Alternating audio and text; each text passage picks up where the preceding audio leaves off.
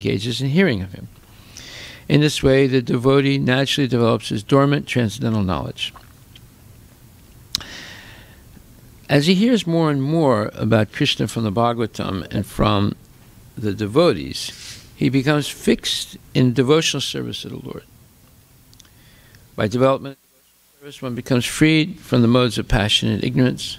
One becomes freed from the modes of passion, and thus material lusts and avarice are diminished. When these impurities are wiped away, the candidate remains steady in his position of pure goodness, becomes enlivened by devotional service, and understands the science of God perfectly.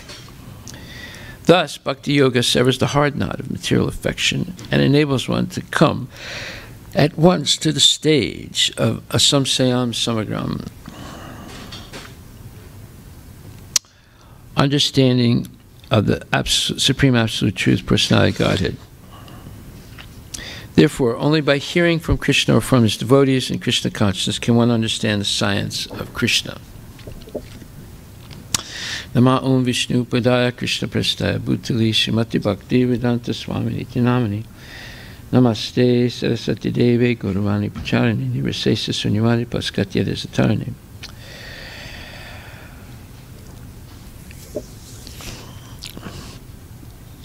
Shri Chaitanya Jai Shri Krishna Chaitanya Prabhu Nityananda Sri Advaita Gadadhar Srivasadi Gaur Bhaktivinoda Hare Krishna Krishna Krishna Hare Hare Hare Rama Rama Rama Hare Hare. Srimad Bhagavad Gita Grantaraj Ki Jai, Srimad Bhagavatam Grantaraj Ki Jai, Shri Chaitanya Charitamrita Ki Jai.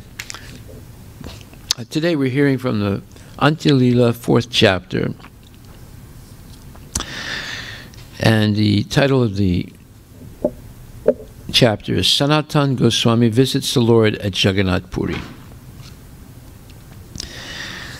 And this is a very important history of the relationship of Sanatan Goswami to Lord Chaitanya. There are many things that devotees can learn from this, and we're going to find out some shocking truths about what Lord Chaitanya wants us to do.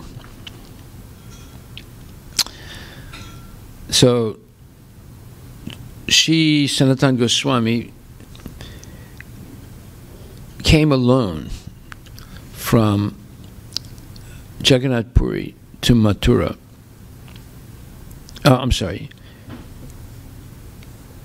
He came alone from Mathura to Jagannath Puri to see Lord Chaitanya, because on the way he bathed in some unclean water, and because he was not getting enough food every day while traveling on the pathways through the Jarikhanda forest, he developed a disease that made his body itch.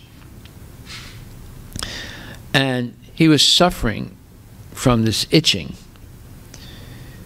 And at one point he decided in his mind that in the presence of Sri Chaitanya Mahaprabhu during the Rath Yatra parade, he was going to throw himself under the wheel of Jagannath's cart, and in that way commit suicide.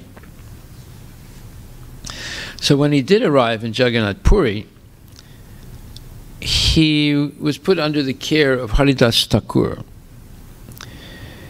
by Lord Chaitanya. And the Lord informed him that he was very happy to see him. He also explained that his brother Anupama died. And Anupama was a great follower of Lord Ramachandra. And I think he died somewhere in Maharashtra. And then one day, Lord Chaitanya said to Sanatana Goswami, the decision you have made in your mind to commit suicide is a result of the mode of ignorance. And he said, one cannot attain love of Krishna simply by committing suicide. and you have already dedicated your life and body to my service. Therefore, your body does not belong to you, nor do you have any right to commit suicide. I have to execute many devotional services through your body. I want you to preach the cult of devotional service and go to Vrindavana to excavate the lost holy places. After having thus spoken, Sri Chaitanya Mahaprabhu left, and Haridas Thakur and Sanatana Goswami had many talks about this subject. So this is extremely interesting because it reveals the relationship between God and mankind. That is,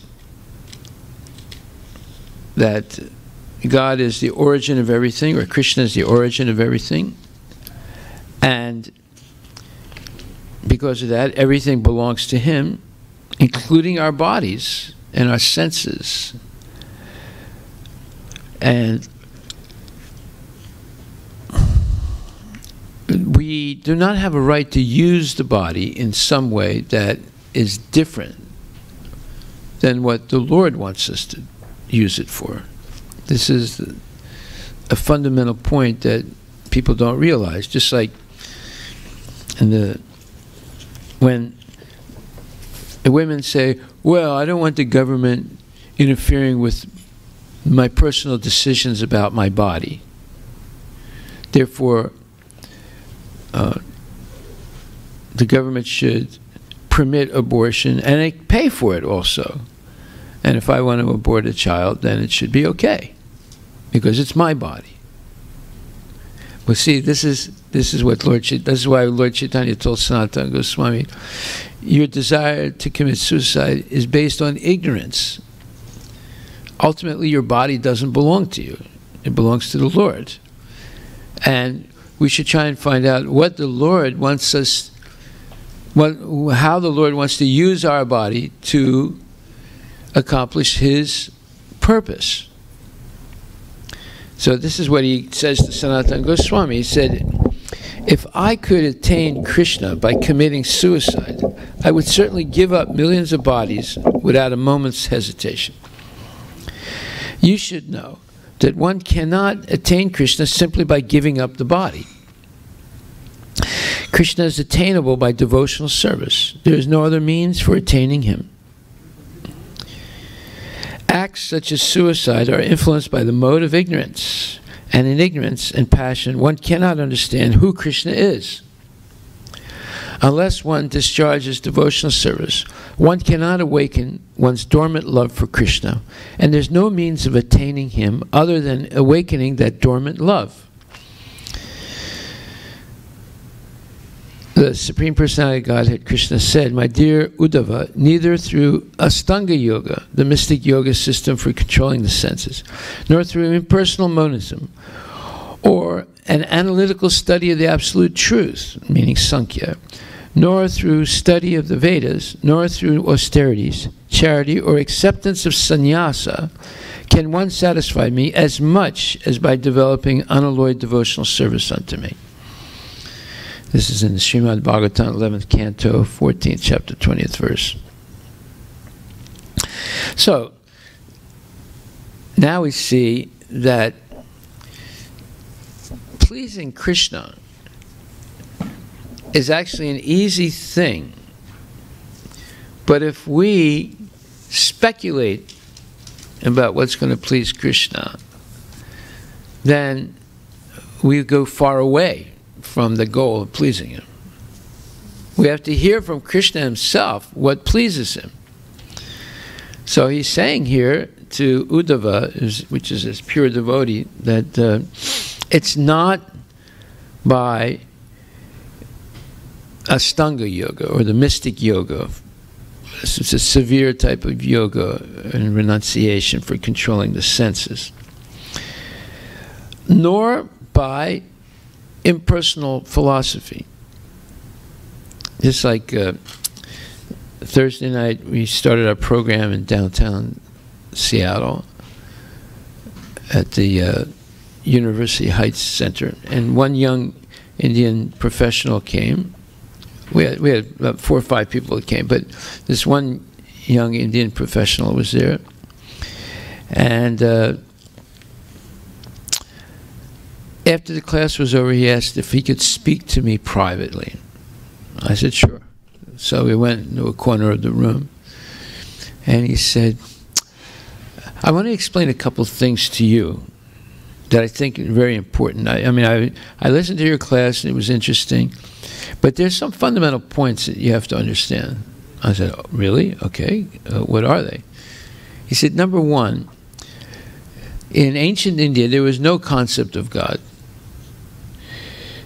And the concept of God and philosophy, that was the Westerners that brought it to India. India didn't have a concept of God. It didn't have any philosophy of God. I said, where did you learn that? And he said that Satguru taught me that. And you know who Satguru is? Yeah. He said there was no religion about God in India. There was no religion. It was just free thought. I said, well, I'm sorry to inform you. I mean, first of all, I said, why did you come to the class? He said, well, I want to learn about Bhagavad Gita. I said, well, Bhagavad Gita is all about God. And it was spoken 5,000 years ago by Krishna, but it was spoken to Arjuna. But before that, Krishna spoke it to Surya 140 million years ago. And then he spoke it again to Maharaj Ikshvaku, the first king in the solar dynasty, 2,005,000 years ago. So how can you say there's no concept of God and there's no philosophy of God when this goes back 140 million years? He said, well, how do you know that? I said, how do I know that? Because that is explained in Mahabharata, which is the history of the world from creation to the end of the Battle of Kurukshetra. I said, I can show you the verses in the Mahabharata where this is said. He said, well, Satguru said something different. I said, yeah, of course he said something different, because he's Asatguru. He's not Satguru, he's Asatguru, the guru of illusion. But Satguru is Krishna. He's the eternal guru of the absolute truth. So you have to decide. You want Asatguru or you want Satguru? You know. So he was just, he was just stunned. He didn't know what to say after that. So here, Krishna is telling Uddhava in the 11th canto of Srimad Bhagavatam that you can't understand me by impersonal philosophy. Yeah, if you don't think God is a person, then how can you understand the personality of Godhead? You're precluded by that foolish notion that God is not a person. And people, try and make arguments, seeming philosophical arguments, to prove that God is not a person. Like, for example, they say, well, this was an anthropomorphic concept that entered into philosophy. What does that mean, anthropomorphic? That means that mankind projects their own image on the concept of God, because we are imperfect persons, so therefore God should also be an imperfect person. Let's look that word up, anthropomorphic. Anthro means mankind. One second, let me just find this. It's important to understand how these false concepts become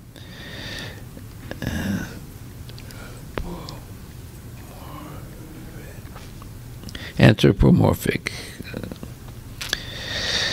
Relating to or characterized by anthropomorphism, having human characteristics. So you see, some so-called intelligent guys came up with this idea that, oh, well, yeah, you portray God as a person because that's an anthropomorphic projection on God by people.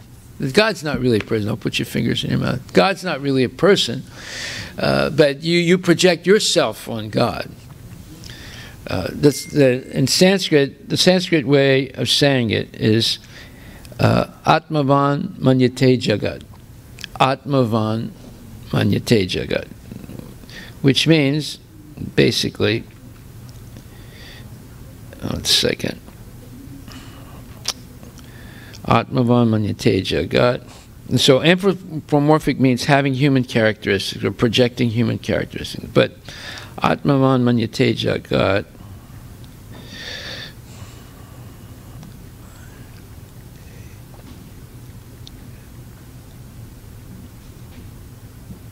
Atmavan Manyate Jagat.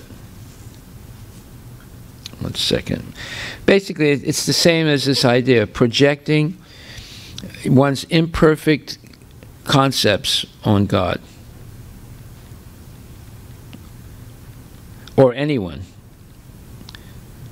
Just like two fish were looking at the moon, and one said to the other, "What is it?" And the other said, "It's a fish." And the first one said, "How come it's so shiny?" And he said, "Because it's a shiny fish." He said, "Oh, now I understand." Yeah.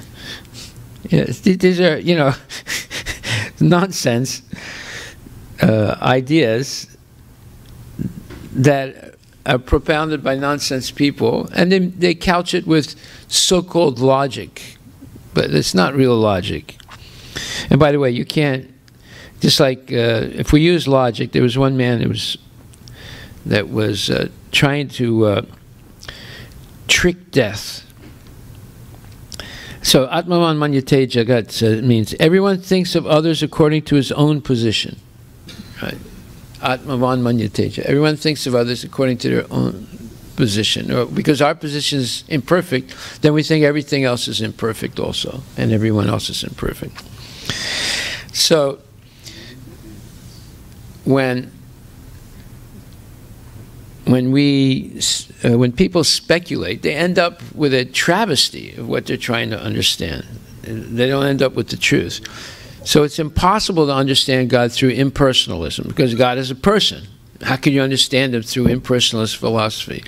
It's impossible to understand God simply by severe austerities, to deny the functioning of the senses, to deny sensuous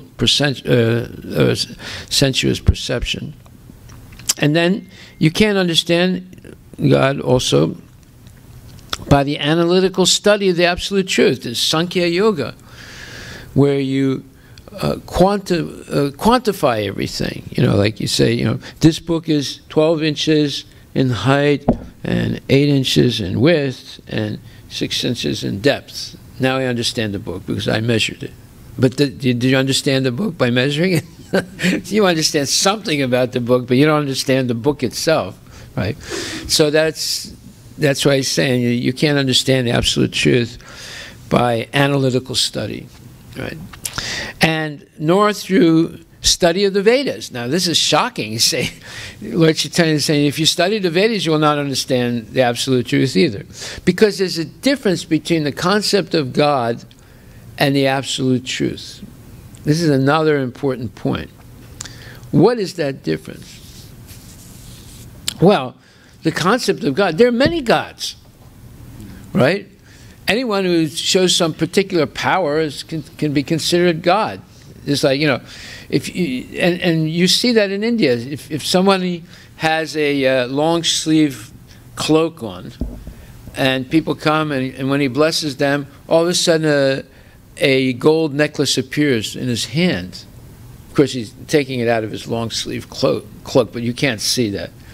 And the person, oh, he must be God. You know, he produced, he blessed me, and this gold necklace came out of his hand. That means he's God.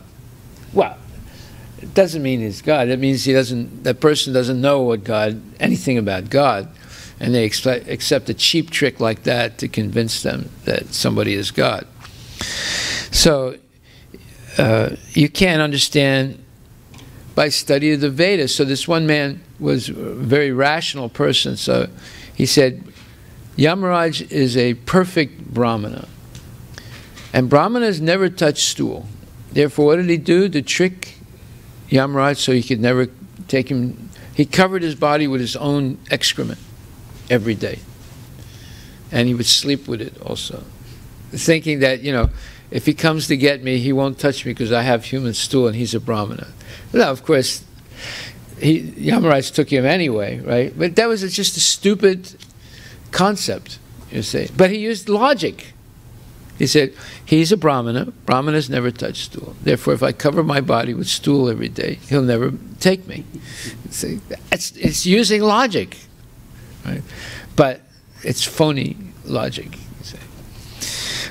And then it says that you can't understand by study of the Vedas. Why? Because in the Bhagavad Gita also Prabhupada says the Vedas, another word for Veda besides the word knowledge, right? Another word for it is a rope that ties you up. So if you just like a bookworm, eventually you read so many books, you get confused. You can't answer a question directly because you say, well, I read this and I read that, and this philosopher says this, that philosopher says that. In the end, there's no answer. It's a bunch of gobbledygook. You know, this philosopher said this philosopher said that. So we have to understand what Krishna is saying here. You can only understand Krishna by pure devotional service. And that's the way you understand people also. People who serve you sincerely are the people that you know. You know who they are because they're predictable and they're always serving you sincerely. You can't know by analytical study. You know, you measure, he's 6 feet high, 20, you know, his chest is 48 inches and his waist is, you know, 96 inches and his hips are 86 inches, you know. So now I know this person. No, you don't know anything about the person, right? You only know through interaction with the person. And if that interaction is based on pure devotional service, then you know the person. You know you can trust them. And so here in the 7th chapter, 15th verse, Prabhupada says,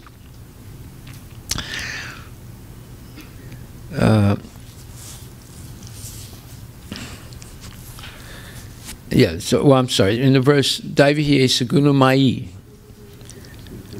Mama Maya Dharatya, 7:14.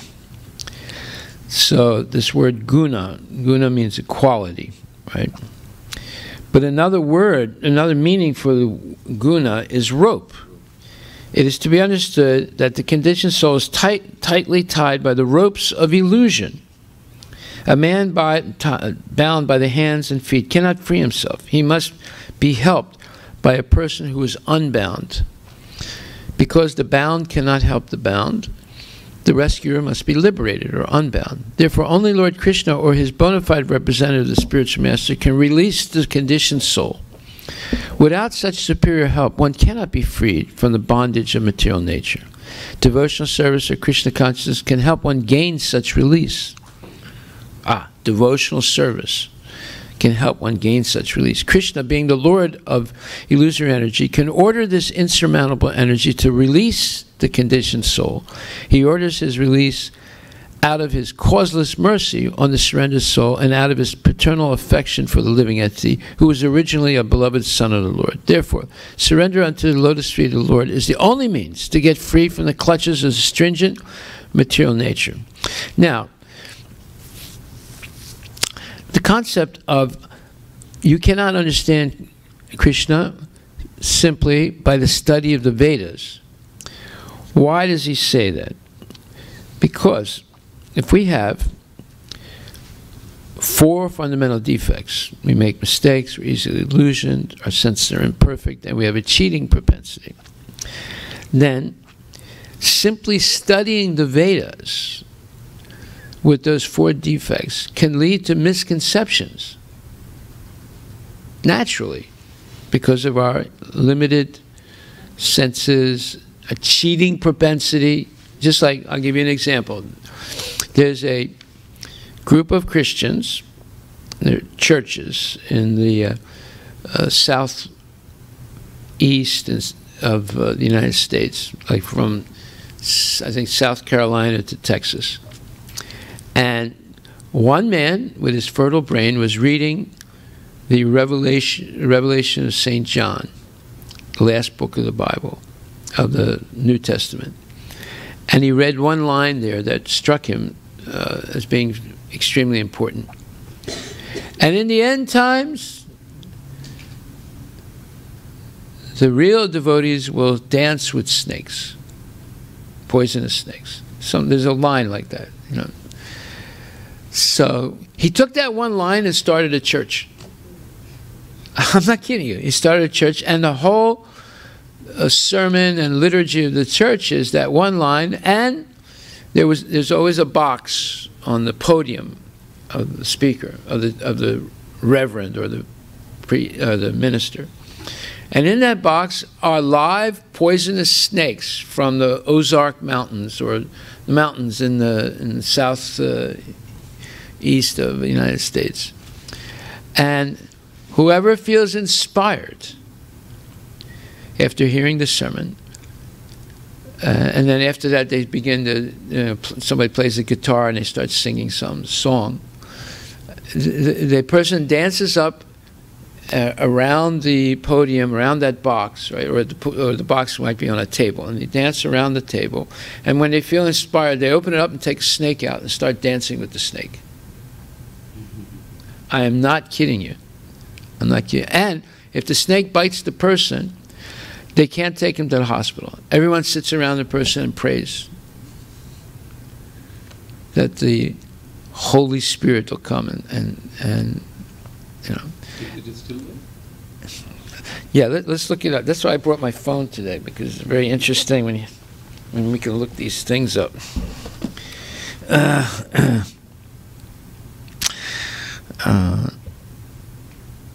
Let's see here.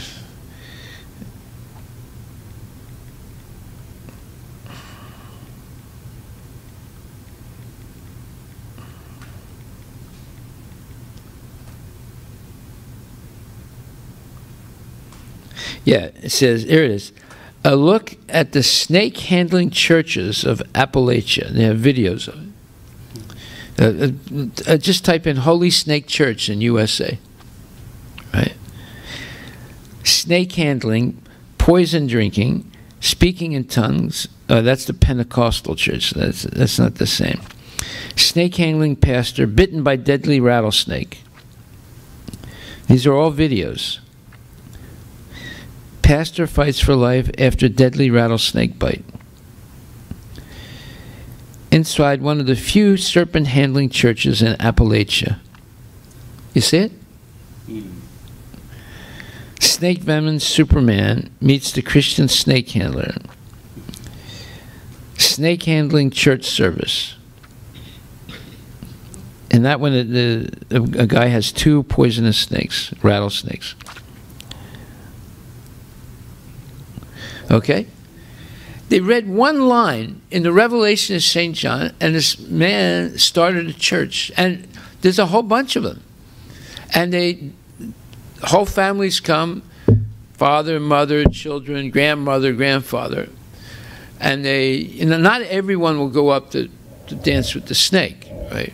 But when a person feels inspired and they're playing, they're strumming, someone's strumming on a guitar and singing some goofy song, someone will go and start dancing around, and all of a sudden they open up the box, they stick their hand in and take out the snake, just like you see in the video, right? It's not a joke. It's a real rattlesnake. They catch the rattlesnakes. Yeah, apparently in 2014 there was one article that pastor died. Yeah. From the snake. What do you expect? They don't go to the hospital. They just pray around that person. So don't think that it's only something that happens in crazy America. Impersonalism in India is just as crazy. How can you understand God through impersonalism when God is a person? You see. And most Indians are impersonalists. And most Hindus are impersonalists. And like I just related the story about Sadguru. And he's a hardcore impersonalist, right? So how can he teach anyone about God? So therefore, then Krishna tells Uddhava, you can't understand me through study of the Vedas, and nor can you understand me through austerities, charity, or acceptance of sannyas. And you cannot satisfy me as much as by developing unalloyed devotional service unto me. Okay. That's 11, Canto 11, chapter 14, verse 20. So now Lord Chaitanya tells Sanatana Goswami that measures like suicide are causes for sin. A devotee never achieves shelter at Krishna's lotus feet by such actions. So actually suicide is very sinful. And, well, nowadays you have web pages on the internet that teach children how to commit suicide. I'm not kidding you. And many children, by reading those web pages, have committed suicide in the United States. Not only in the United States, around the world.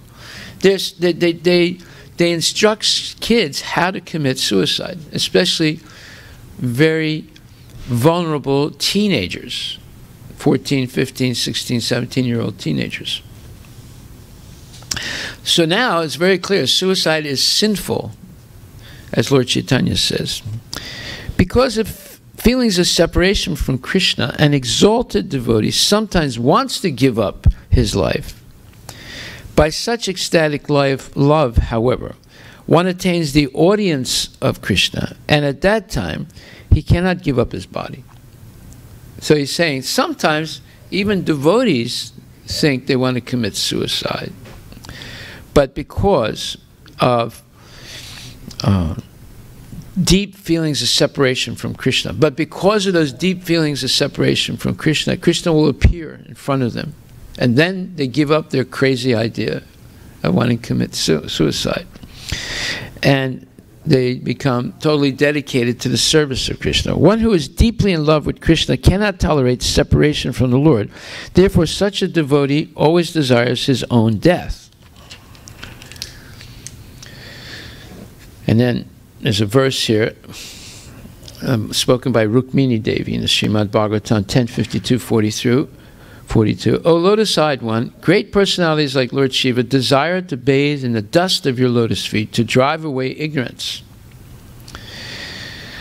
If I do not get the mercy of your lordship, I shall observe vows to reduce the duration of my life, and thus I shall give up bodies for hundreds of births if it is possible to get your mercy in that way. Well, this verse was spoken by Rukmini Devi in Srimad Bhagavatam. Rukmini Devi, the daughter of King Bhismaka, had heard about Krishna's transcendental attributes, and thus she desired to get Krishna as her husband. Unfortunately, her elder brother Rukmi was envious of Krishna and therefore wanted her to be offered to Sisupala. When Rukmini became aware of this, she was greatly aggrieved. Thus she wrote Krishna a confidential letter, which was presented and read to him by a Brahmana messenger. This verse appeared in that letter. So Rukmini says that she wants to bathe in the dust of Krishna's lotus feet to drive away all ignorance. But if she can't get the Lord's mercy, meaning the dust of his lotus feet, then she wants to reduce the duration of her life. And she wants to give up her life many times, in many births. If through doing that, she can get the mercy of the Lord. Well, what did Lord Chaitanya say previously? He said, because of feelings of separation from Krishna, an exalted devotee sometimes wants to give up his life. By such ecstatic love, however, one attains the audience of Krishna, and at that time he cannot give up his life. So what does Rukmini do? She writes a letter to Krishna, and she she puts this verse in it. And what does Krishna do? He appears in front of her. See? Just like the verse that Lord Chaitanya spoke, that verse. Prema bhakti viyoge chahe deha chadite. Prema Krishna mile seha na pare marite. So, if a devotee, out of intense love and separation from Krishna, wants to give up their life, Krishna will appear in front of their eyes. O dear Krishna, by your smiling glances and melodious talk, you have awakened a fire of lusty desire in our hearts. Now you should extinguish that fire with a stream of nectar from your lips by kissing us. Kindly do this, otherwise, dear friend, the fire within our hearts will burn our bodies to ashes because of separation from you. Thus, by meditation, we shall claim shelter at your lotus feet. This is another verse, Srimad Bhagavatham 10:29-35, spoken by the gopis when they were attracted by the vibration of Krishna's flute in the moonlight of autumn. All of them, being maddened, came to Krishna. But to increase their ecstatic love, Krishna gave them moral instructions to return home. The gopis did not care for these instructions. They wanted to be kissed by Krishna, for they had come there with lusty desires to dance with him. Well, they're not actually lusty desires. They're desires of pure love, because they didn't come to please their own senses. They came to give pleasure to Krishna. That's the difference between lust and love. Chaitanya Mahaprabhu told Sanatana Goswami, give up all your nonsensical desires, for they are unfavorable for getting shelter at the lotus feet of Krishna. Engage yourself in chanting and hearing. Then you will soon achieve the shelter of Krishna without a doubt. So, this is an essential instruction. Chanting and hearing. Shravanam and Kirtanam. Right? Shravanam is hearing, and Kirtanam is chanting. This is the way to catch Krishna's attention. Shrunvata swakata Krishna punya shravana kirtana. Hridayam taksto badrani vidunoti surhit satam. So Krishna says, if someone is hearing about him directly from the Bhagavad Gita, or if someone is hearing about him through the Srimad Bhagavatam, Krishna takes special interest in that person, because that person is engaged in righteous activity. And the Lord, who's dwelling in the heart, notices that this person is very interested in hearing about me, and therefore he becomes the best wishing friend of that devotee and purifies the devotee, who constantly continues to hear about the Lord. In this way, the devotee develops his dormant transcendental knowledge. In other words, Krishna reveals the knowledge from the heart. He's in the heart as Paramatma. Paramatma is the source of remembrance, of knowledge, remembrance, and forgetfulness. So for the devotees, he gives knowledge and remembrance of knowledge of him and remembrance of that knowledge, and forgetfulness of their material desires. And for the non-devotees, he gives them mundane knowledge and remembrance of nonsense and forgetfulness of Krishna. You say, so this is the danger of carrying God in your heart. The danger is he knows your desires, and if you're desiring nonsense, he'll help you get them. He'll help you get nonsense. And if you're desiring purely to please the Lord, he'll help you achieve constant vision of himself, of the Lord. Okay. So, Why? Because mayam tu prakritim vidyan mayinam tu maheshwaram. That Maya is illusion, meaning falseness or temporariness. But the background of Maya is the supreme magician, the personality of Godhead, Krishna, who is Maheshwara, the supreme controller. This is what Dasvatara Upanishad, 4th chapter, 10th verse. So, if we desire nonsense, Krishna will reveal nonsense to us. If we desire Krishna, then he'll reveal himself to us. So this is called revelation theology. That is, that knowledge is by revelation, is not by study. Because studying the Vedas, Krishna says, it does not really please him as much as engaging in his pure devotional service. So it is possible to fall into illusion or develop illusory concepts by simply studying, because of the 4 defects that we have. Okay, so Chaitanya Mahaprabhu told Sanatana Goswami, give up all your nonsensical desires, for they are unfavorable for getting shelter at the lotus feet of Krishna. Engage yourself in chanting and hearing, then you will soon achieve the shelter of Krishna without a doubt. And then he says, a person born in a low family is not unfit for discharging devotional service to Lord Krishna. So you have a double negative when it says not unfit. What does that mean? Fit. It's fit. Yeah, because the 2 negatives cancel each other. It becomes a positive. So a person is not unfit for discharging devotional service to the Lord, nor is one fit for devotional service simply because he is born in an aristocratic family of brahmanas. So this proves that Lord Chaitanya is Krishna himself and does not approve of the false caste system that's being practiced in India today.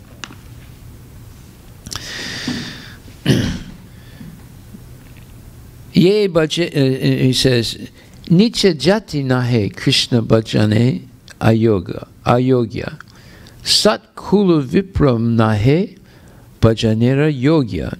A person born in a lone family is not unfit for discharging devotional service to Lord Krishna. So if you're born in a low family, a low information family, let's put it like that, it doesn't mean you're disqualified from engaging in devotional service to the Lord. And through devotional service you can attain perfection, even in this one lifetime.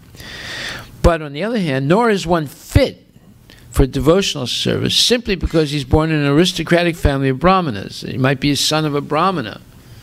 That doesn't mean you are fit for engaging in devotional service if you have bad habits. Anyone who takes the devotional service is exalted, whereas a non-devotee is always condemned and abominable. Therefore, in the discharge of devotional service to the Lord, there is no consideration of the status of one's family. Now, we just saw some weeks ago that this person, John McCain, died. Now, he's a politician.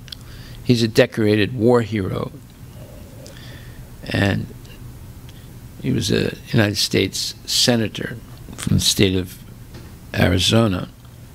And he was eulogized for a week by all kinds of big men and women. And of course his own family members.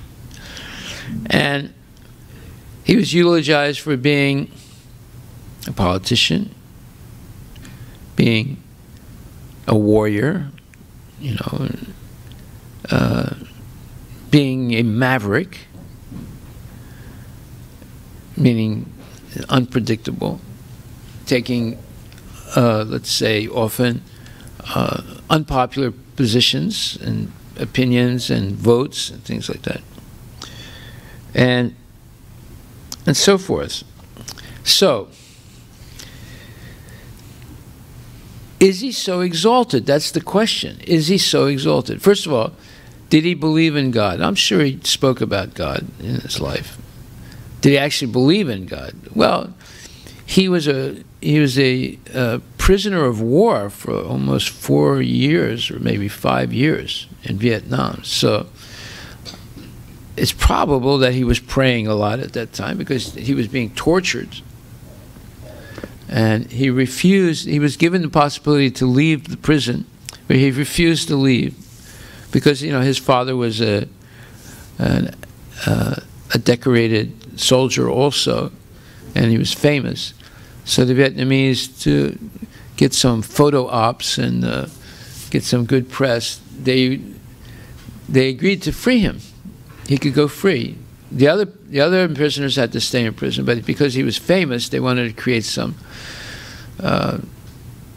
type of publicity.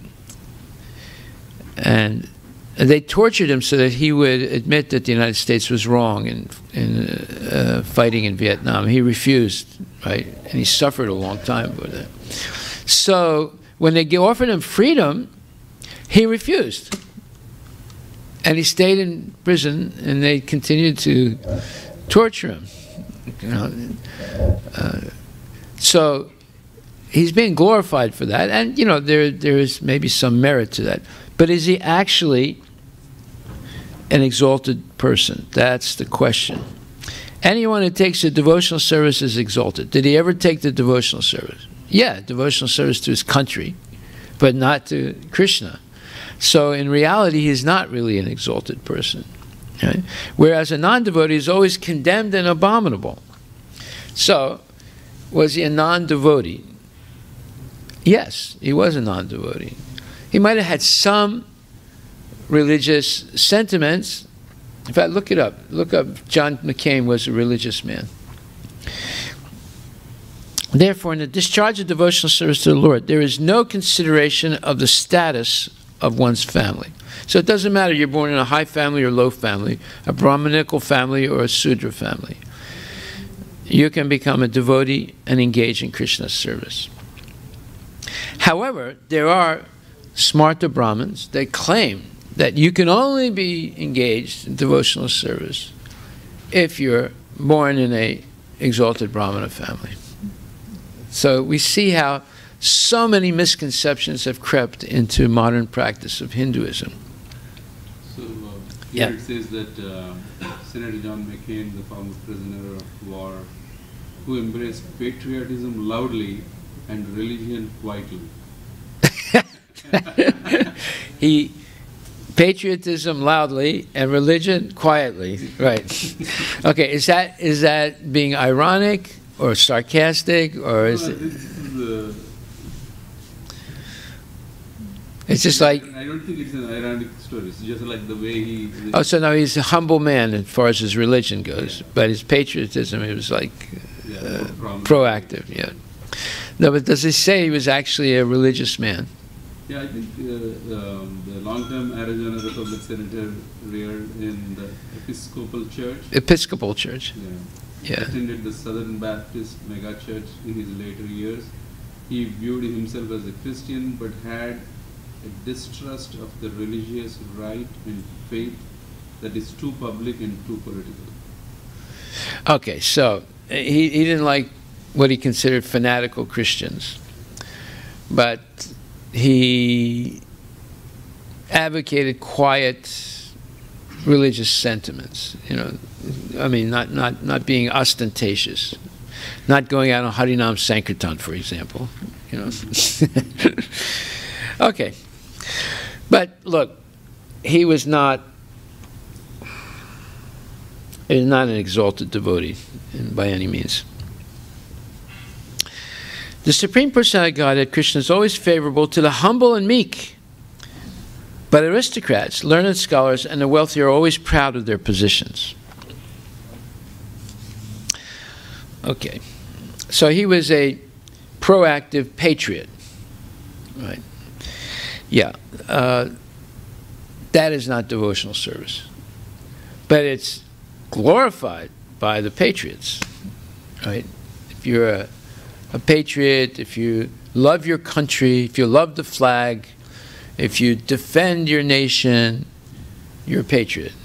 But that's not necessarily pure devotional service. In fact, oftentimes it's not devotional service at all. So you see, people are being presented as exalted and exemplary persons in society.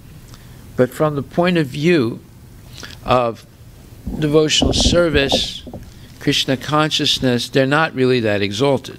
In fact, they're not exalted at all. So, this is explained in a very important verse where it says that a person Yasyasti bhakti bhagavat yakinchana sarvir gunais tatra samasate sura harava bhaktasya kuto mahadguna manoratanasati dhavato bhayi. This is Srimad Bhagavatam, 5th Canto, 18th Chapter, 12th Verse. One who has unflinching devotion for the personality of Godhead is all the good qualities of the demigods. But one who is not a devotee of the Lord has only material qualifications that are of little value. This is because such a person is hovering on the mental platform or mental plane and is certain to be attracted by the glaring material energy. So, this is a hard verse for people for devotees to understand sometimes. They say, well, I know so many people that are good people, they're moral people, they're just not devotees of Krishna. How can you say that their material qualifications are little value? Where devotees, people who are so-called devotees, sometimes they lie, they cheat, and things like that. And these persons, you can trust them. They don't lie, they don't cheat. Well, a devotee that lies and cheats is not really a devotee, so let's discount them also, right? They're not manifesting qualities of demigods. But a real, genuine devotee who has all the good qualities of a pure devotee is not someone who should be doubted or should be questioned, because they don't have these material qualifications, they have the spiritual qualifications. And someone who has exemplary material qualifications, it's of little value, this verse is saying, because they're still attracted by the glaring material energy, and that's the whole point. They're still attracted by the glaring material energy. So, therefore, what does that mean exactly? That means they're still attracted by eating, sleeping, mating, and defending. Just like, how did they catch Osama bin Laden? How were they able to kill Awaled? I forget his first name. Both of these were Al-Qaeda men. And we know Osama bin Laden. How did they catch him? And how did they catch Awaled? They didn't catch Awaled, they killed him with a drone. How did they do that? Well, they played on their weakness. At one point they were thinking, they didn't know where Osama bin Laden was because he was probably sleeping in some cave alone in the mountains of Afghanistan. He didn't have a cell phone. And he would rarely come out of the cave. And there were very few people who actually knew where he was, and those were trusted people. But actually, he was living in a major city in Pakistan in a very nice house with 4 or more wives. And sometimes his wives had to go to the doctor. And the doctor, a Pakistani doctor, secretly informed the Secret Service of the United States where he was. So when they actually caught him, they also took different things, his computer and other things. Then they found out on his computer how he was writing letters about how much he appreciated Muhammad and Islam because Muhammad gave men the right to marry more than one wife. Now, that's how they caught him, right? Through his wives. Now, how did they catch Awaled? Awaled was born in the United States, and he was radicalized, and he became a very effective preacher on the internet, and convinced many Americans to join Al-Qaeda or to perform terrorist acts in the United States. He was extremely effective because he spoke, perfect English, American English, and he was very convincing. And there were many YouTube videos of him, right, preaching. So, but Awaled had a weakness. His weakness was blonde, blue-eyed women. He had several wives already in Yemen, but he wanted a blonde, blue-eyed wife. So the United States Secret Service convinced this one lady in Holland to become his wife. And they arranged for her to go to Yemen and marry him, right? And they had these, electronic devices, like minute electronic devices on her to track where she was. And they tracked him. And then, now they knew where he was, then they zeroed in on him with all their electronic devices, from satellites and everything. And they figured out exactly his movements, and they could hear what he was saying and talking. They connected to his cell phone and everything, his encrypted cell phone, and they killed him with a drone. Both of them got caught because of their weakness for women. So, can you say they're actually great men? No. Not really. You see how it works. The material energy, see, why? They're still attracted by the glaring material energy. That's the point. They're attracted by the glaring material energy. Yasyasti bhaktir bhagavat yakinchana sarva gunais tata samasatesra harava bhaktasya kuto mahat guna manoratinasati dahavato bai. First chapter, 28th verse in the purport. But one who is not a devotee of the Lord has only material qualifications that are of little value. This is because he is hovering on the mental plane and is certain to be attracted by the glaring material energy. Hovering on the mental plane is the key word, key phrase. That is, externally, they're saying their prayers 5 times a day, their namaz. They're claiming allegiance to Al-Qaeda, and they claim to be shaheed, willing to die for the cause. And the cause is to spread Islam all over the world. So they look like they're pure devotees of Allah. Right? But what's going on inside here? That's what counts. It's nice that they're saying all this, but that doesn't count. What counts is what's going on in here. Both of them were meditating on women and sense gratification. That's how they got caught. You see? So there's a saying that I coined: you catch animals with food and CEOs with sex. See? And that's a fact. Look at all the CEOs that have been caught, and these big guys that have been caught recently in the United States and all over the world now.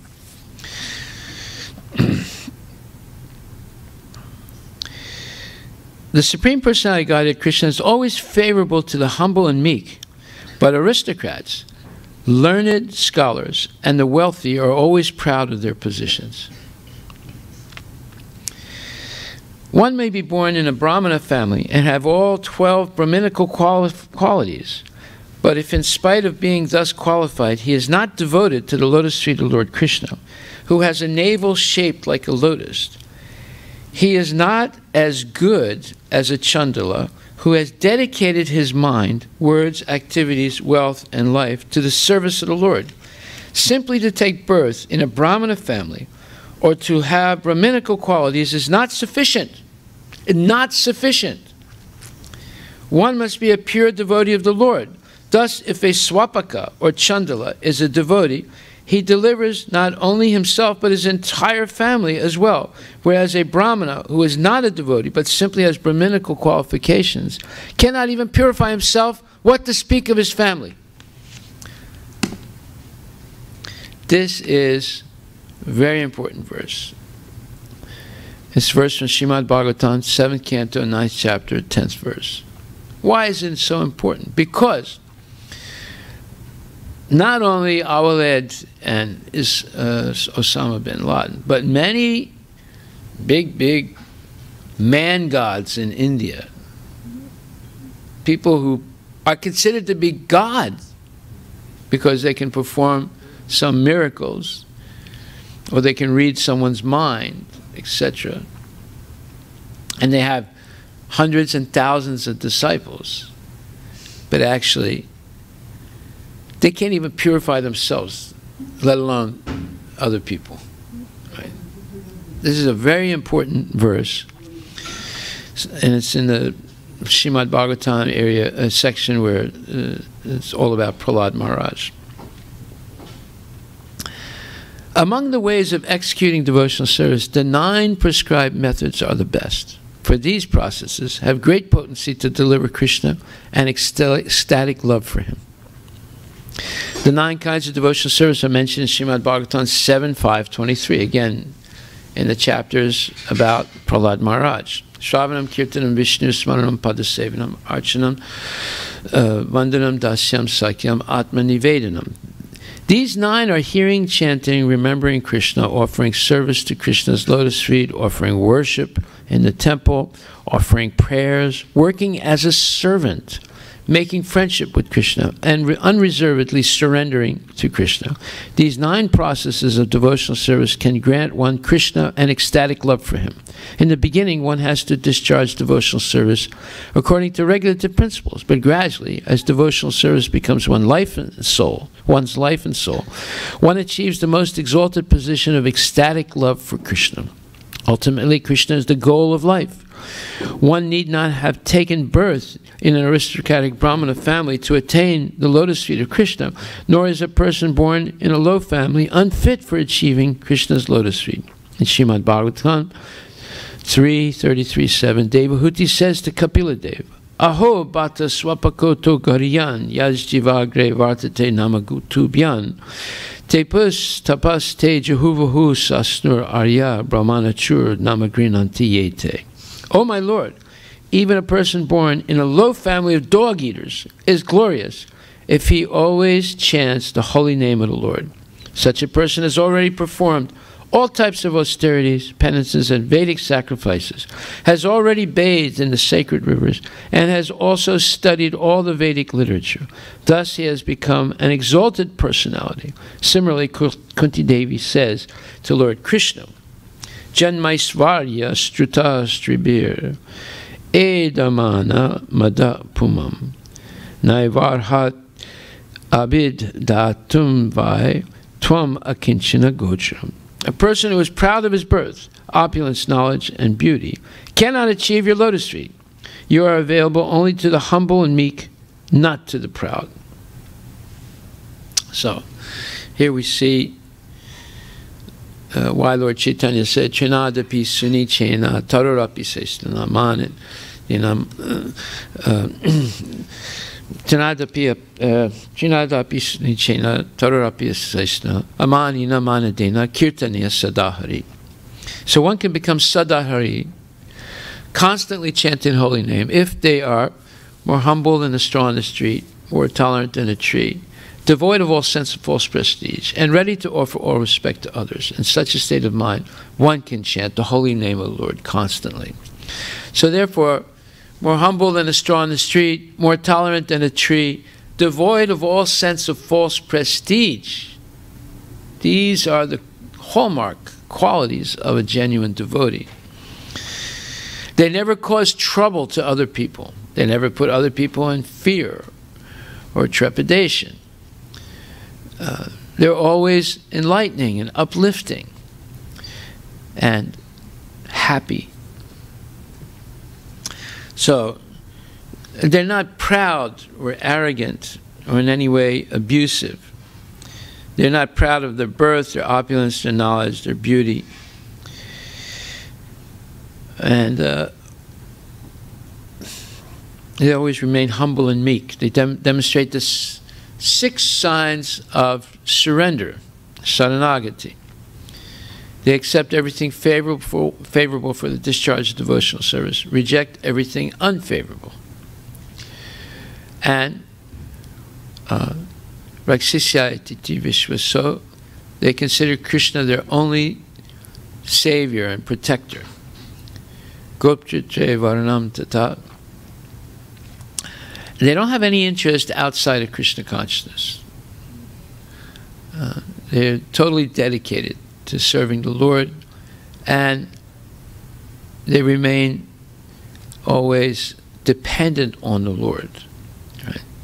And then Goptritre Saranam Tata, and they're always humble and meek in the execution of devotional service. These are the qualities of surrender to the Lord. Okay, so go ahead. Hare Krishna.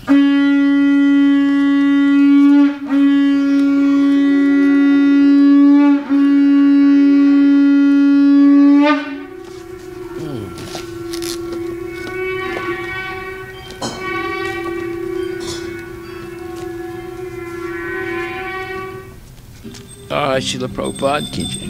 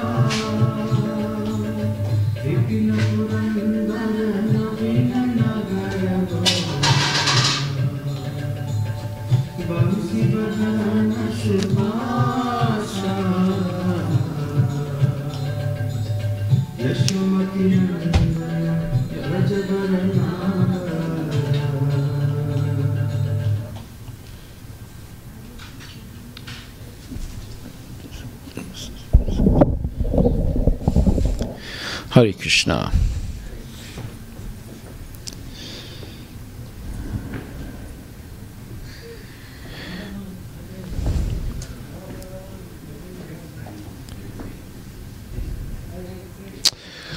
So, of the 9 processes of devotional service, the most important is to always chant the holy name of the Lord. Hare Krishna, Krishna Krishna, Hare Ram, Ram Ram. You know, if you come at the end of the class, how are you going to learn anything? The class is already over. Okay. Of the 9 processes of devotional service, the most important is to always chant the holy name of the Lord. If one does so, avoiding the 10 kinds of offenses, one very easily obtains the most valuable love of Godhead. And Srila Jiva Goswami, Prabhu, gives the following directions in his Bhakti Sandarbha. He says, chanting the holy name is the chief means of attaining love of Godhead. This chanting or devotional service does not depend on any paraphernalia, nor on one's having taken birth in a good family. By humility and meekness, one attracts the attention of Krishna. That is the verdict of all the Vedas. Therefore, if one becomes very humble and meek, he can easily attain the lotus feet of Krishna in this age of Kali. That is the fulfillment of all great sacrifices, penances, and austerities, because when one achieves ecstatic love of Godhead, he attains the complete perfection of life. Therefore, whatever one does in executing devotional service must be accompanied by the chanting of the holy name of the Lord. The chanting of the holy name of Krishna, Hare Krishna, Krishna Krishna, Hare Hare, Hare Rama, Rama Rama, Hare Hare, has been praised by Srila Rupa Goswami in his Namastaka, verse 1. Nikila Shruti Moli Ratnamala, Duti Nirajita Pada Pankajanta, Ai Mukta Kular Apasyamanam, Paritastvam Harinama Samshrayami. O Harinama, the tips of the toes of your lotus feet are constantly being worshipped by the glowing radiance emanating from the string of gems known as the Upanishads, the crown jewels of all the Vedas. You are eternally adored by liberated souls such as Narada and Sukadeva. O Harinama, I take complete shelter of you. Similarly, Srila Sanatana Goswami has praised the chanting of the holy name as follows in his Brihad Bhagavatamrita, Part 1, Chapter 1, Verse 9. All glories to the all-blissful holy name of Sri Krishna, which causes the devotee to give up all conventional religious duties, meditation and worship, when somehow or other, uttered even once by a living entity, the holy name awards him liberation. The holy name of Krishna is the highest nectar. It is my very life and my only treasure. So, here it says, the all-blissful holy name of Sri Krishna, which causes the devotee to give up all conventional religious duties, meditation and worship. So, does that mean we should give up worshiping the deities? No. When it says worship here, it's talking about worship of demigods, worship of ancestors, worship of ghosts, worship of powerful materialists, not worship of Radha and Krishna. Namo. Jai Shri Radha Nila Madhava Ki Jai. Namo. So someone who just reads this, they'll think, oh, it said here we should give up worship if we chant. So I'm not going to the temple anymore. I'm not going to do any more deity worship. Because it says, there's a scriptural evidence right here. It says right here that you should give up worship. I said, this is why you should never consider studying on your own without the help of bona fide devotees. Yeah, if you worship Durga Mata during Navaratri, or you worship other demigods, yeah, you can give that worship up. But you never give up the worship of Radha and Krishna. Or you worship Radha and Krishna and give their prasadam to the devas. That is bona fide. But if you just worship the devas as separate gods, that is not bona fide.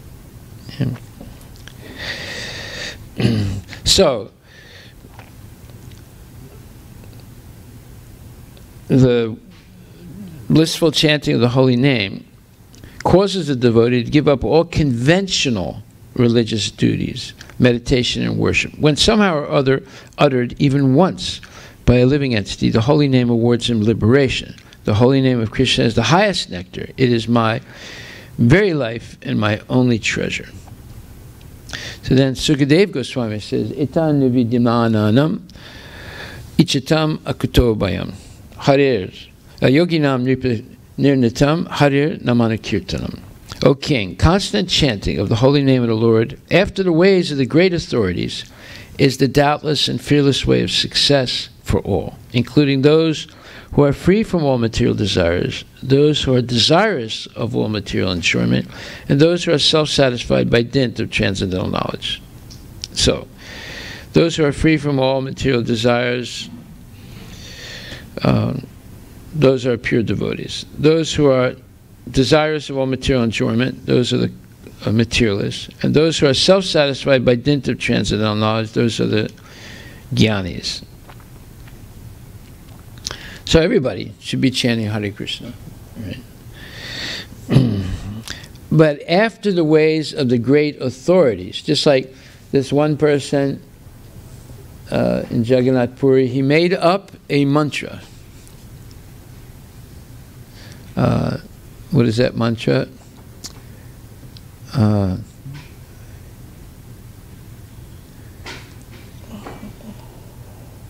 I'm glad I forgot it because it's not bona fide. Anyway, he made up some nice rhyming jingle with some of the names of Krishna in it. Hare Krishna. What is it? I don't remember it very well, but some Radha Krishna, Gaura Nitai, something. Yes, something like that. Yeah, I'm glad you forgot it also. Yeah, yeah. Yeah, anyway, let's not even try and remember it. So we see that that person is not a great authority, the one that made up that jingle. I call it a jingle. It's just, you know, although there's different names of God, it's not bona fide. Now you might say, well, wait a minute, they're names of God. How come it's not bona fide? Because he made it up. What's bona fide is what Lord Chaitanya did. He chanted Hare Krishna, Krishna Krishna, Hare Hare, Hare Rama, Rama Rama, Hare Hare. That's bona fide. Because and that's why it says, by, O King, constant chanting the holy name of the Lord after the ways of the great authorities is the doubtless and fearless way of success for all, including those who are free from all material desires, those who are desirous of all material enjoyment, and those who are self-satisfied by dint of transcendental knowledge. And then Yamaraj says, Etavan eva lokesmin pumsa dharma parasmita bhakti yogo bhagavati tannama grahanadibi. Devotional service beginning with the chanting of the holy name of the Lord is the ultimate religious principle for the living entity in human society. Similarly, Sri Chaitanya Mahaprabhu has said in his Siksastakam 3, Chinadapi Suni Chinatararapi Saisnamani Namanadina Kirtanya Sadahari. One should chant the holy name of the Lord in a humble state of mind, thinking oneself lower than the straw on the street. One should be more tolerant than a tree, devoid of all sense of false prestige, and ready to offer all respect to others. In such a state of mind, one can chant the holy name of the Lord constantly. So, the way to chant the holy name, however, is to chant without offense, and there are 10 offenses to chanting the holy name. So we should avoid them. And the 10 offenses are that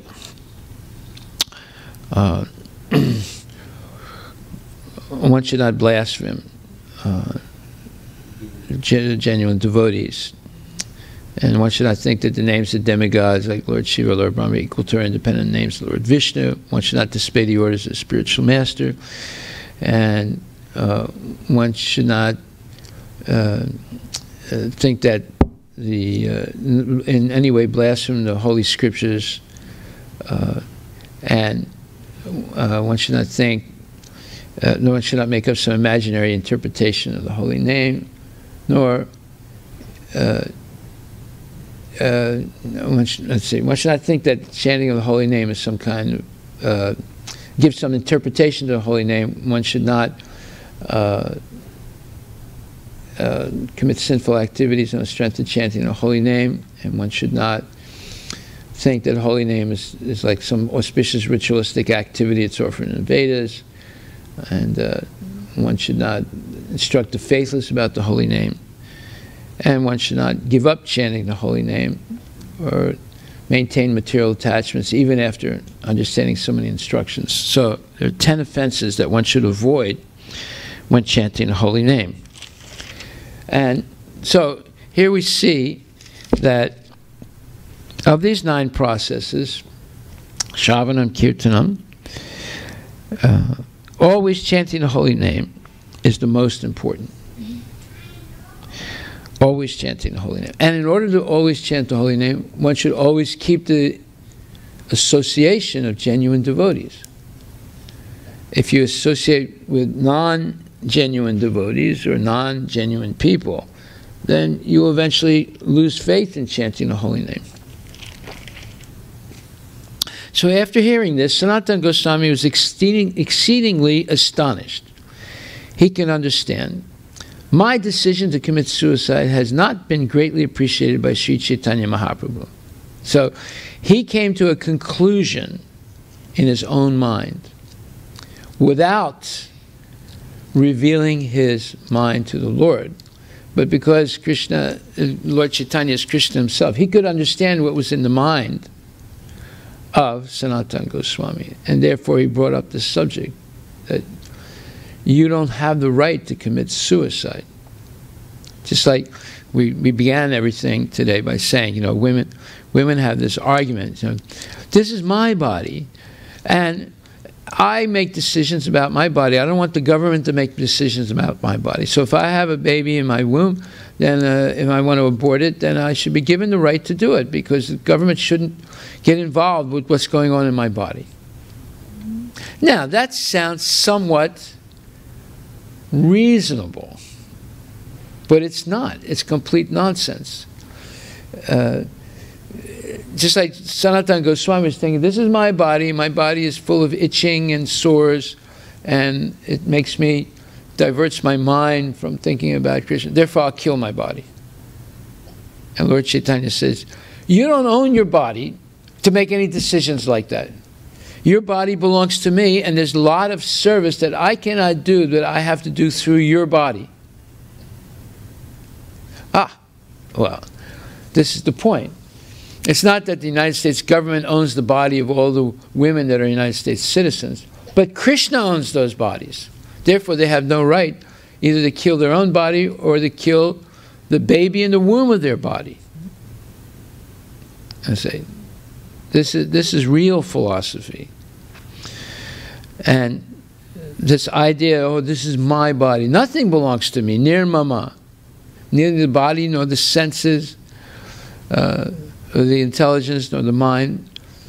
Everything belongs to Krishna. So that we should learn how to use everything by following Krishna's instructions, not by making up false concepts in our own mind, like this is my body. So Lord Chaitanya clearly tells Sanatana Goswami, he says,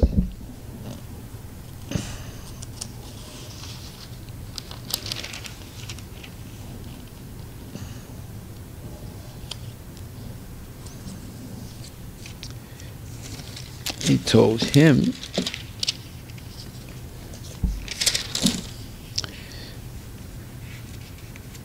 if I could attain Krishna by committing suicide, I would certainly give up millions of bodies without a moment's hesitation. You should know that one cannot attain Krishna simply by giving up the body. Krishna is attainable by devotional service. There is no other means for attaining him. Acts such as suicide are influenced by the mode of ignorance. And in ignorance and passion, one cannot understand who Krishna is. Unless one discharges devotional service, one cannot awaken one's dormant love for Krishna. And there's no means for attaining him other than awakening that dormant love. So that's the point of today's instructions. And in a very specific way, Lord Chaitanya said to Sanatana Goswami,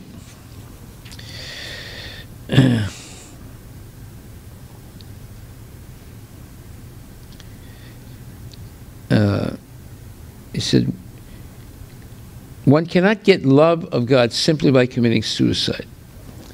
You have already dedicated life and body to my service. Therefore, your body does not belong to you, nor do you have any right to commit suicide. I have to execute many devotional services through your body. I want you to preach the cult of devotional service and go to Vrindavan to excavate the lost holy places. Not only that, he tells Sanatana Goswami that he goes to Vrindavan, he should go to Vrindavan, and in Vrindavan, he should not only excavate the holy places, but also give an example, give a practical example by his activity of what is a pure devotee. So he wants him to preach with his body by demonstrating how to act properly in Krishna consciousness. So now we know very clearly what the Lord wants us to do. He doesn't want us to be a patriot, in a sense. Yeah, he wants us to be a patriot of him, but not paying allegiance to a particular flag or not putting country over everything. We should follow the rules in a country. Do unto Caesar what belongs to Caesar, and do unto God what belongs to God. So we should follow the rules and regulations and be good citizens, but our first goal is to please Krishna. And the way to please him is by constant chanting the holy name and practicing the 9 principles of devotional service and giving a good example to others of sadachara, ideal devotional qualities and behavior. Behavior is what convinces people of someone's sincerity. And bad behavior convinces people of one's insincerity. So when we act badly, we're actually doing a disservice to Krishna and Prabhupada. And when we act properly, we're doing best service. Okay, so this is one other thing I wanted to read here. Yeah.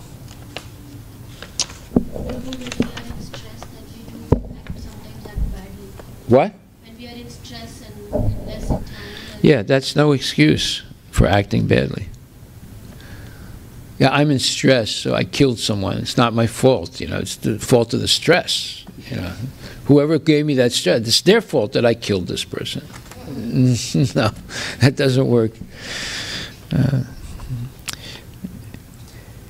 Yeah, Lord Chaitanya said, you have surrendered to me, therefore you no longer have any claim on your body or life. I am going to use your body as my principal instrument for spreading Krishna consciousness throughout the world. Again he repeated, I want you to go to Vrindavana and write books. Through your books and through your lifestyle, I want you to establish the principles that a devotee must live by. What is devotional service? What is Krishna? What is Krishna Prema? What is the etiquette of a Vaishnava and the duties they must perform? How do those in the renounced order of life live? I want you to excavate the holy places of pilgrimage in Vrindavana, which have been lost to the vision of humanity, and I want you to construct temples and preach. What I want to do in Mathura and Vrindavan, I cannot, because my mother wants me to stay in Puri. It is my plan to do it through your body, yet you want to destroy that body. How can I tolerate this? Haridas, Thakur, look at this man. Do you agree with his idea? He wanted to destroy another person's property. Haridas Thakur replied, my lord, we are all useless. It is you, my Lord, who are able to utilize us for whatever purposes you desire. But unless you tell us what we are supposed to do, we will never know. I can understand the good fortune of Sanatana Goswami today. Sanatana Goswami said to the Lord, I am just a wooden doll. You can make me dance any way you like, but all credit and glory is yours. Chaitanya Mahaprabhu then again forcibly embraced Sanatana Goswami and left. Haridas Thakur was weeping in ecstasy. He said, Sanatana, you are the most fortunate person in all of creation. Chaitanya Mahaprabhu has accepted your body as his own property. He wants you to do what he wants to do, his work in Mathura and Vrindavan. How fortunate you are. But look at me, I am useless, I am sinful, I cannot do any practical service for the Lord. Sanatana Goswami said, Shri Chaitanya Mahaprabhu descended to expound the mission of Harinam Sankirtan, but he is not doing it himself. He is doing it all through you, Haridas. You are most fortunate. You are chanting 300,000 names of Krishna every day, and through your life, Shri Chaitanya Mahaprabhu will bring the whole world to the lotus feet of Krishna through the congregational chanting of the holy names. Hare Krishna, Krishna Krishna, Hare Hare, Hare Rama, Rama Rama, Hare Hare. But their behavior is not very exemplary, and other people behave perfectly both by your words and your example. Therefore, Chaitanya Mahaprabhu is empowering you. Why? Because you preach very nicely, and your behavior is exemplary. So it's not just preaching. Your behavior also have to be exemplary. That's Krishna consciousness. Okay, we'll stop right there. Are there any questions?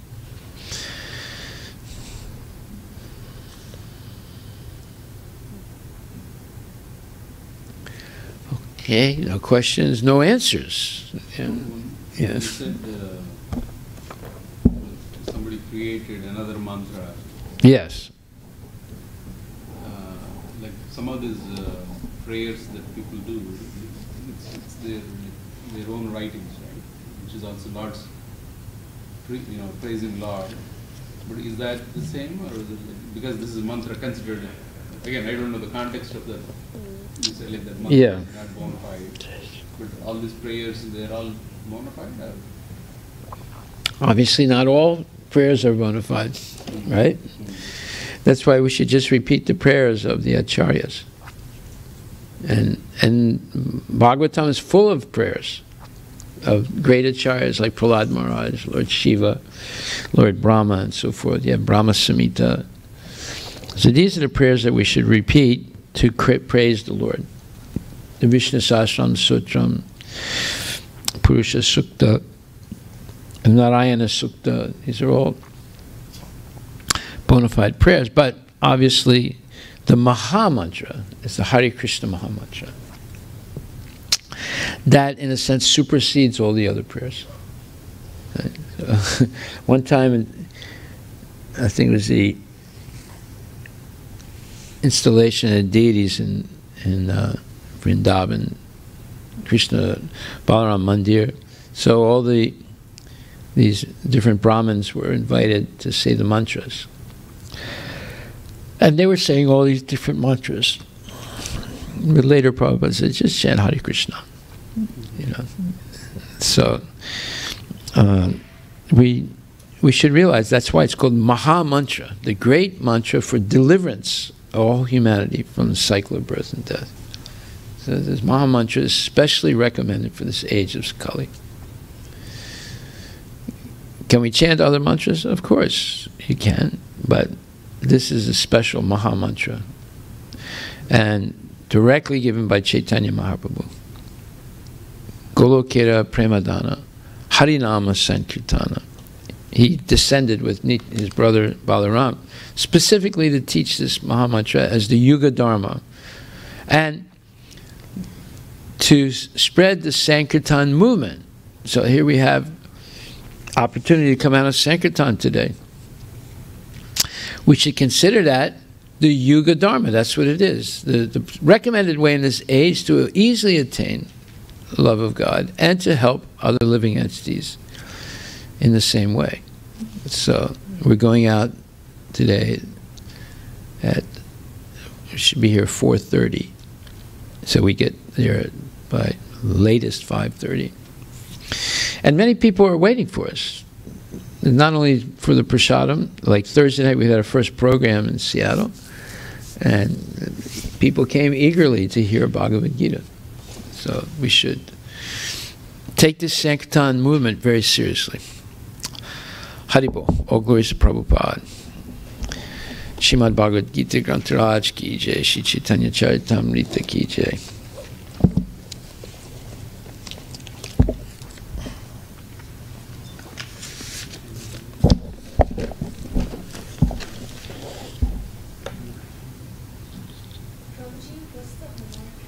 Oh, homework. Yes, I forgot. Yeah. Homework today is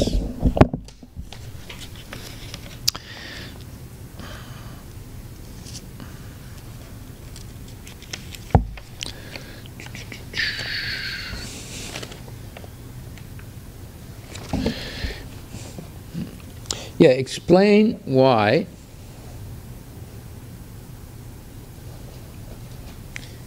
it's not simply by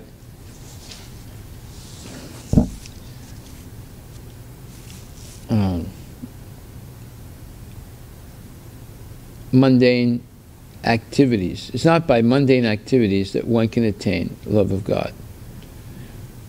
It's only by devotional service, right? So what are those mundane activities? They are impersonalism,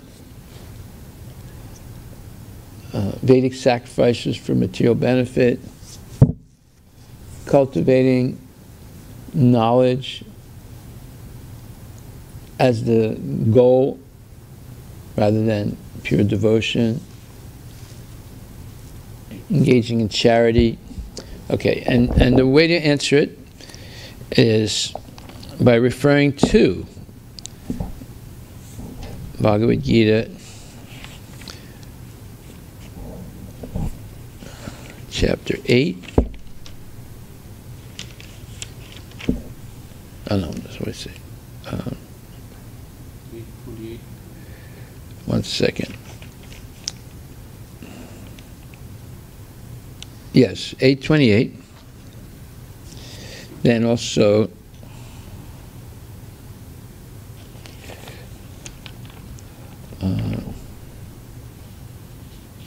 18th chapter. Sorry, 11th chapter. Yeah, 11th chapter, 53rd verse.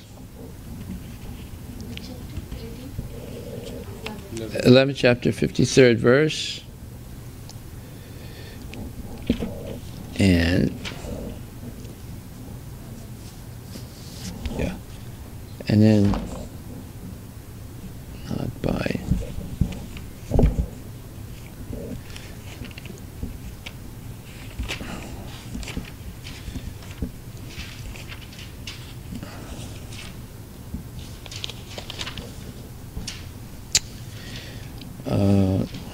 18th chapter. Let's see.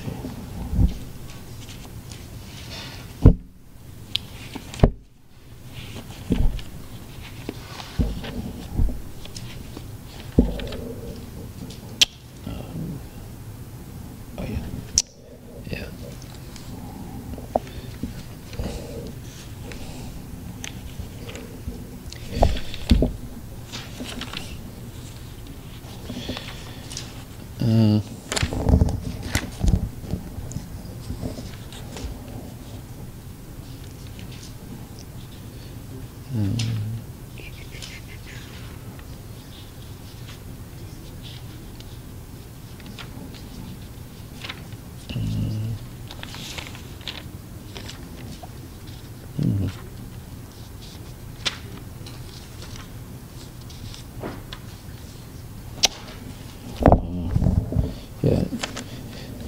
18th chapter, 67th verse.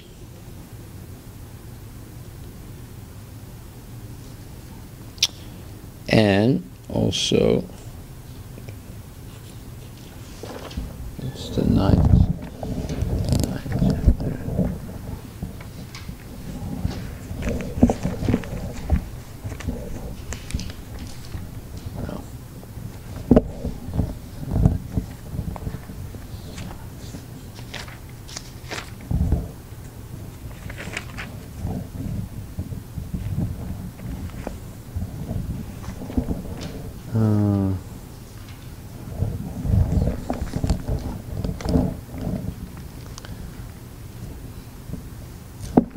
One other verse I'm looking for. Naham. Let me see how it starts.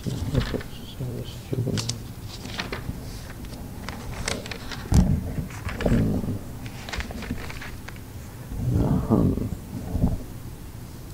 Yeah, 11th chapter, 53rd verse.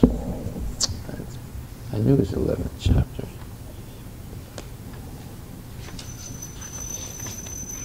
Yeah.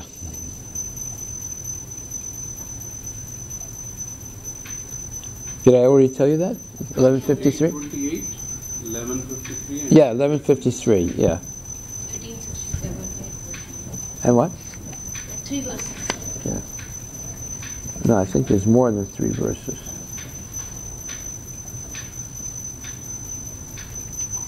And also 1148.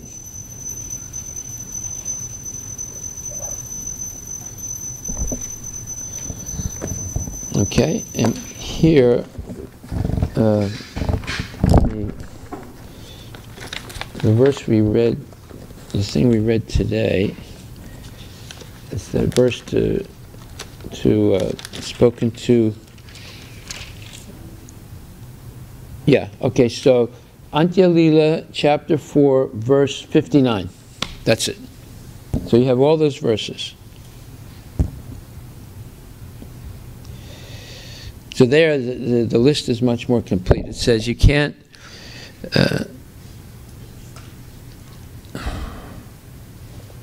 satisfy Krishna through Astanga Yoga or mystic yoga, impersonal monism, or analytical study of the absolute truth, nor study of the Vedas, nor through austerities, charity, or acceptance of sannyas.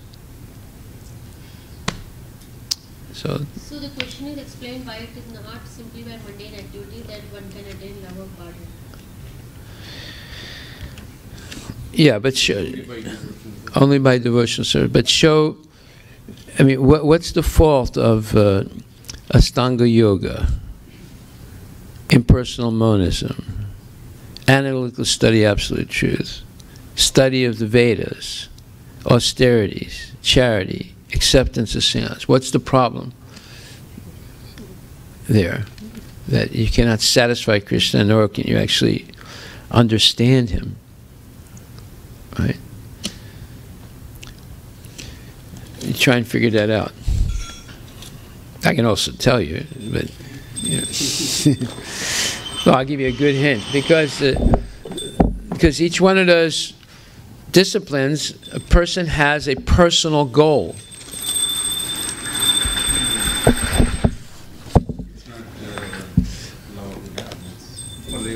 Yes, yes. They have a personal objective to attain through that process. Huh? Well, no, I mean, what's the purpose of Sankirtan? Is it to, like, for example, Narada Muni, before he was Narada Muni, he was a Gandharva. And he was a very good singer. Gandharvas are excellent singers and musicians. So he goes to a Sankirtan party in the Devalokas, right? And he's performing Sankirtan, you know, he's chanting the Lord's names, but he's using like a Bollywood tune. And all these apsaris, these women are dancing around him. So when the great sages saw this, they cursed him. That was very inappropriate what he did. This is before he was Narada Muni. And that's why he had to take birth as the son of a maidservant. So it was very inappropriate what he did. You know. So, was his goal to please Krishna, or was his goal at that time, as a great singer and showman, to attract the women? You see, so even though he was chanting the names of God, but it wasn't done purely. And the sages perceived that, and to bless him, they cursed him to take birth as a maidservant, take a very humble position. But he had the chance to associate with pure devotees, and he became Narada Muni, because he rendered service and he listened to them.